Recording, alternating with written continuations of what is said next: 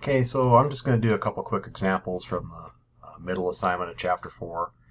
And the first one here is on a table. This is a two-way table. And where they're using these is for the conditional probabilities. So a couple quick examples. Suppose they want the probability that someone lied given, that's what the vertical line means here, given that you know they lied. Okay, so what's the probability that they had a positive test result given that they lied? Well, once they condition on given that they lied, you are in this column. All right, what's the total of that column? Well, the total of that column is 51, 40 plus 11.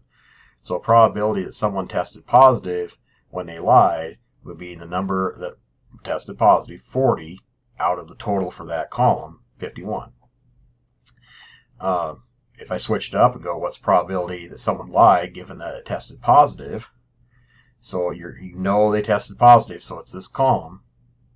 The probability that they actually lied would be how many out of the total here of 56. So that'd be 40 out of 56, which reduces to 5/7. When you have a conditional, you have to look at what the total is. So when they say total lied, 51. If they condition on positive, it'd be a 56.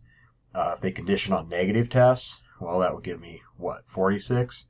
If they conditioned on did not lie, well, that would be 16 plus 35, 51. So you have to bear that in mind. That's how you attack those problems. At least problems are a little more difficult. There's one in there where they're looking at phone numbers or social security numbers or some sort of numbers where the last four are, they're wondering about zeros. And they want the probability of at least one zero in the last four. So a couple things you have to bear in mind. Their numbers are going to look something like this. And I just did some very simple ones.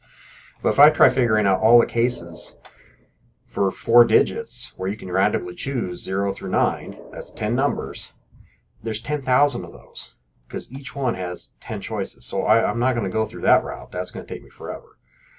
But when they give you an at least problem, there's a pretty easy way of thinking about it, and that is find a probability that there's no zeros and then subtract that from 1 or 100%.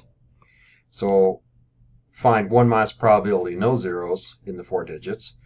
You have to bear in mind the probability of any particular digit, in this case is 0, is 1 out of 10. So the probability of any particular digit is not 0 is 9 out of 10.